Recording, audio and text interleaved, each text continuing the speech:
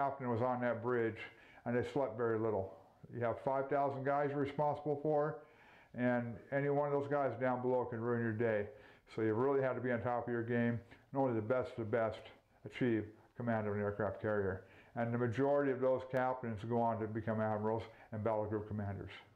Okay, shipmates, let's go forward. Up forward, we've got the catapult machinery room, we've got the catapult control room, and we've got the auxiliary con forward.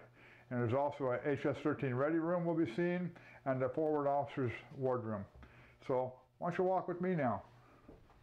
So as we tour through here, a lot of what we're seeing off the sides are just staterooms and wardrooms. The lights are out. Ship hasn't been relit in 30 years, 25 years, so some of the stuff we're not going to be able to see, but it's just wardrooms, storage areas, and the like. Follow me.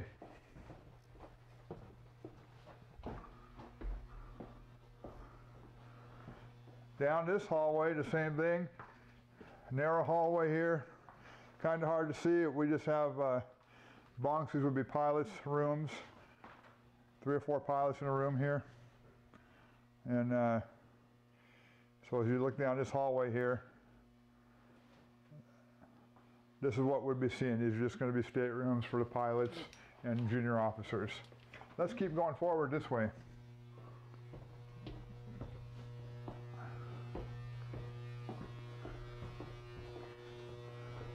So we're coming into the catapult machinery room.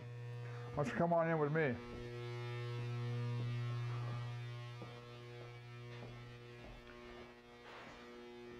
So what we have here is the catapult machinery room.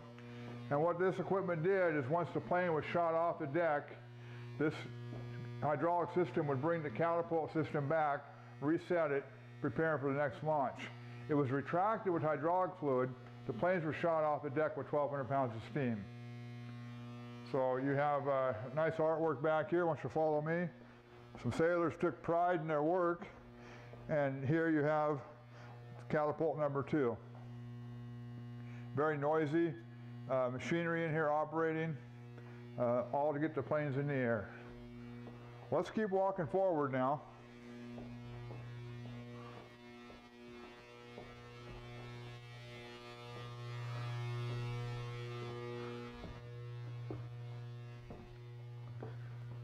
As we go forward, we're getting into what I refer to as the pointy end of the ship. And for you non-sailors, that's the front.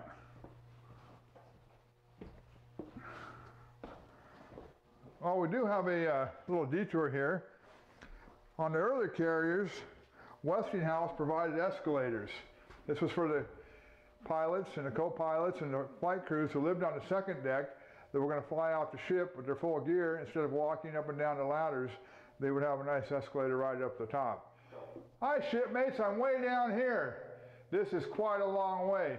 Actually, this is a 5-story escalator. It comes from where I'm at down here in the second deck all the way up to the O3 level. Let me get up to the top and we'll resume our tour on the O3 level. When I was 17 years old and the escalator was out of service, I don't remember my legs getting so tired walking up this thing. You don't mind if I stop and take a break, do you? I'll make it. One thing we're going to show you is along the walls here we have some great artwork. So we're going to get a shot of that for you so you can admire some of the artwork our sailors drew when the ship was underway. We'll get the video of that and I'll catch my breath. How's that? We got Akron 155. We've got the Intruder Combat Veteran A6. The Dogs of War. We've got Akron 145. We have VAQ 131, the Lancers. We've got the Sun Kings, VAW 116. Let's give a shout out to them. We've got Anti-Submarine Squadron 38. We've got incredible men of HS-14 Chargers and their machines. You've got the Fighting II bounty hunters. I don't remember biplanes being on Ranger, but they may have been. You got VF1, and we're out of artwork, so let's go back up to the 03 level. Well, now that we've got our workout, folks, let's do the easy walk here, and we'll go forward.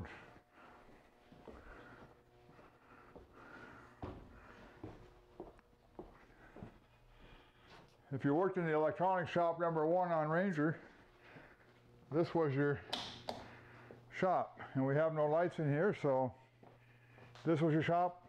It's kind of dark today. You must have the day off.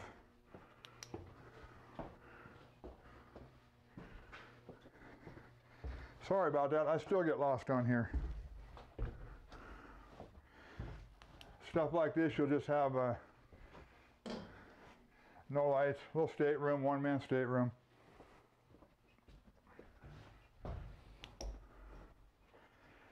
Going forward, if you look up at the 03 level, you kind of see the knee knockers. If it wasn't for the blanks back at the back end of the ship, we could show you about 300 or 400 of these in a row if we had a proper lighting. Unfortunately, you kind of get an idea. It just goes on and on and on and on.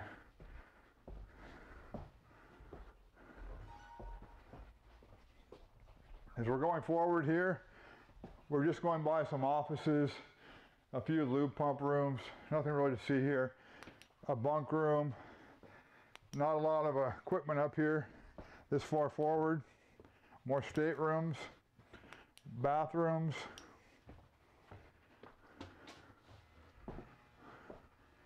More staterooms. And this is the exterior part of the ship right here. We are on the very outboard side of the ship. We'll be on the port side.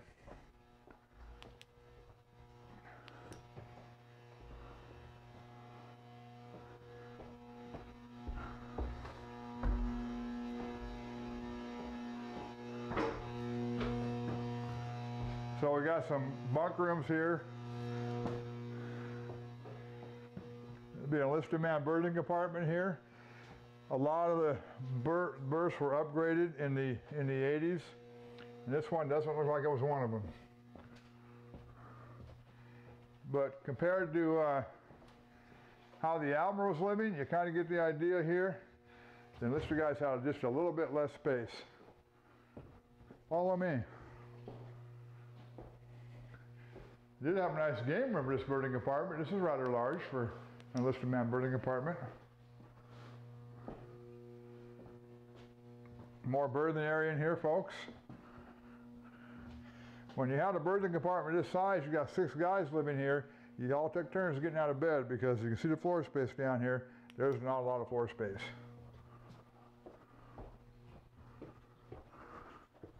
More knee knockers. Watch yourself.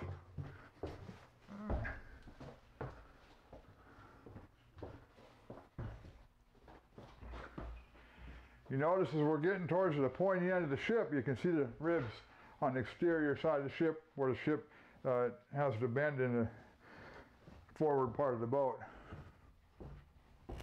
They're becoming more pronounced up here as we get closer to the bow. Again, we're just seeing little storage areas over here through these doorways. And we're coming to the very front of the ship now. We have an exit here that would have taken you to the flight deck or the catwalks. And as we go forward here, we have some storage areas, more storage areas. Come on, through this door is auxiliary con.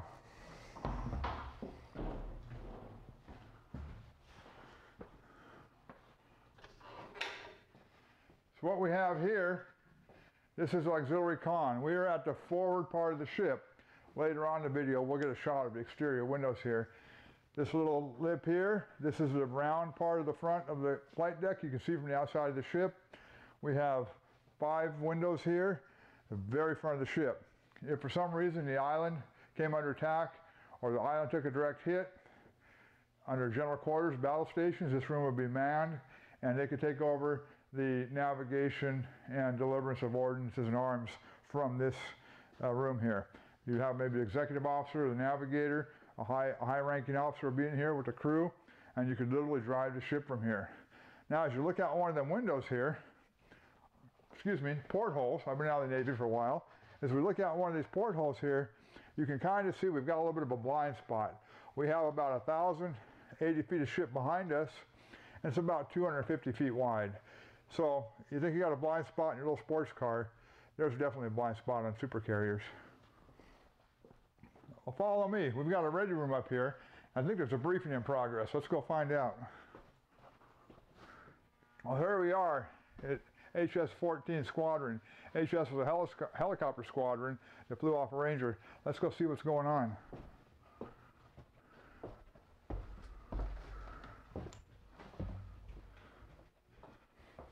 Here we are at the entrance to HS-14 ready room. As you can see, there's a briefing in progress, so we're going to have to be quiet.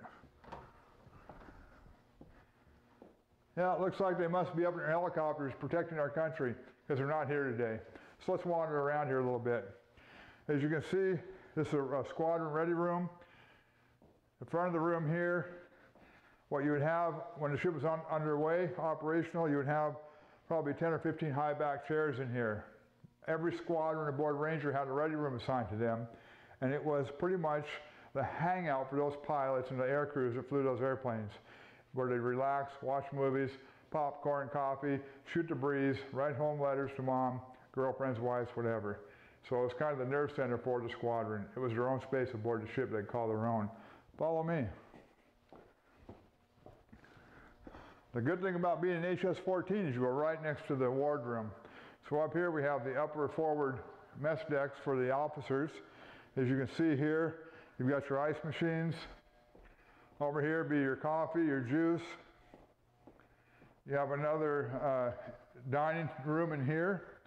So once you got your chow, you come forward up here and you sit down with your fellow flyers and have your dinner or your meal.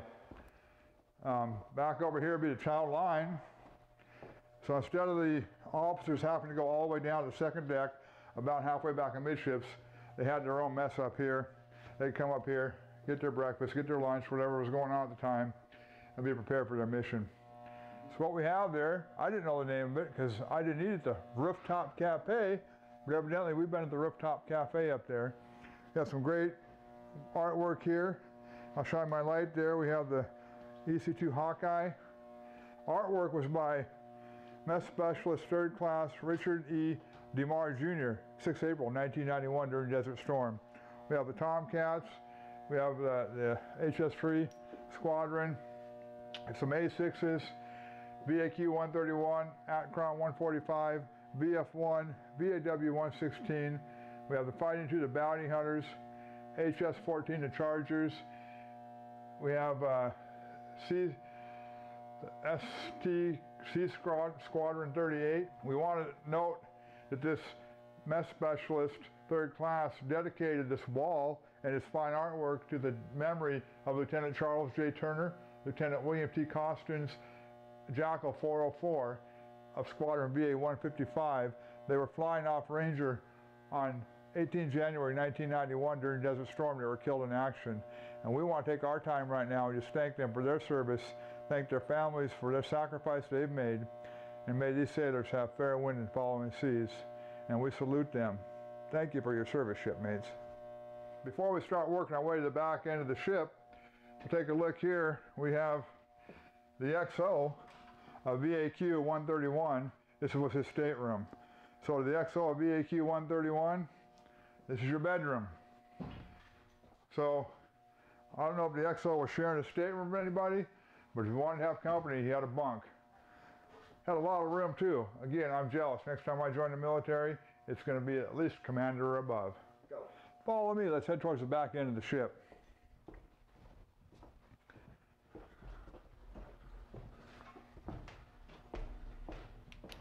Again, as we're working our way back through here, we have the storage areas, more wardrooms here, staterooms.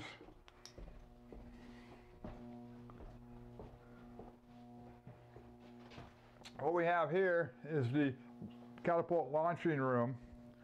Come on in and join me. So from this console right here, you got a shooter up on the flight deck. The shooter would use the intercom system, the sound-powered phones, down to this console. They would relay to the operator of this console how much steam pressure they needed, how heavy the plane was, and tell the operator of this console what type of steam to give him. Once he had everything lined up, he would radio up to the shooter. He was ready to go.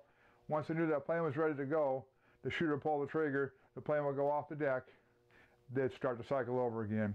So this is where we control the steam pressure. The different weights and planes determined how much steam pressure you would have as you shot that plane off the deck. Let's go back to the back end of the ship now.